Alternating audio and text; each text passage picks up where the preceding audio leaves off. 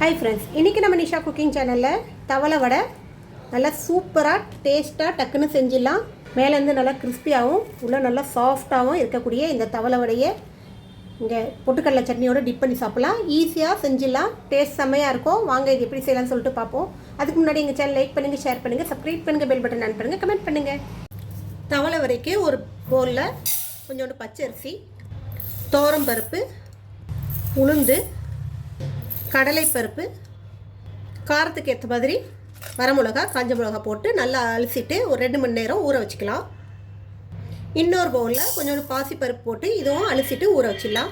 ஒரு 2 மணி நேரம் ஊறின பருப்பை தண்ணி வடிகட்டிட்டு இதை ஒரு மிக்ஸி ஜாரில் சேர்த்து கூட கொஞ்சோண்டு இஞ்சி சேர்த்து தண்ணி ஊற்றாமல் அரைச்சிட்டு வரலாம்.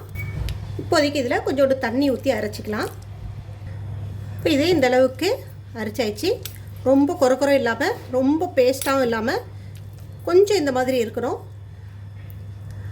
கொஞ்சம் நரன்னு இருக்கிற மாதிரி அரைச்சிட்டு வந்துடுங்க. இப்போ இதை ஒரு பவுலில் மாற்றிக்கலாம். இப்போ இதில் துருவின தேங்காய், தனியாக ஊற வச்ச பாசிப்பருப்பு, ஒரு 1/2 ஸ்பூன் சீரகம், பொடியாக கட் பண்ண கருவேப்பிலை, 1/4 ஸ்பூன் மஞ்சள் தூள், தேவையான அளவு பெருங்காயம், இதுக்கு தேவையான அளவு உப்பு சேர்த்துக்குங்க. இப்போ இது எல்லாத்தையும் மிக்ஸ் பண்ணிக்கலாம். விருப்பப்பட்டால் கொஞ்சோண்டு பச்சை மிளகா கட் பண்ணி சேர்த்துக்கலாம். உரப்புக்கு காஞ்ச மிளகா அரைச்சிருக்கோம், அதால் நான் பச்சை மிளகா சேர்த்துக்கல.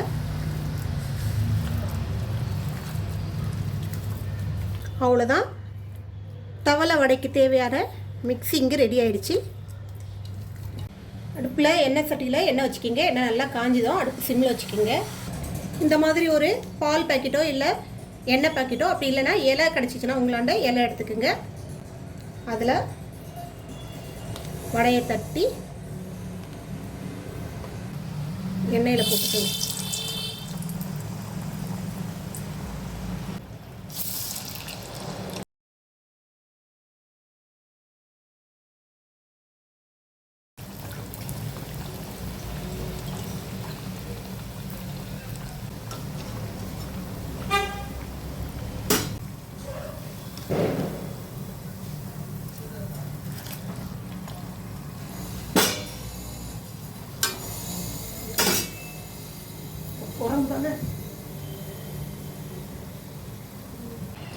அவ்வளோதான், சலசலப்பெல்லாம் நல்லா அடங்கிடுச்சு.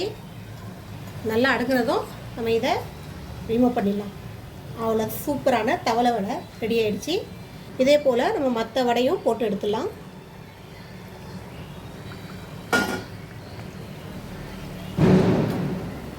அவ்வளோதான், சூப்பரான தவளை வடை ரெடி ஆகிடுச்சு.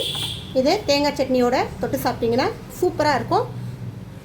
நீங்களும் ட்ரை பண்ணி பாருங்கள். இன்னொரு ரெசிபியோடு உங்களை சந்திக்க வரை உங்களோட விடைபெறுவது உங்களை எங்கள் சேனல் லாஸ்ட் வரைக்கும் பார்த்தவங்க அனைவருக்கும் மிக்க நன்றி. பாய்.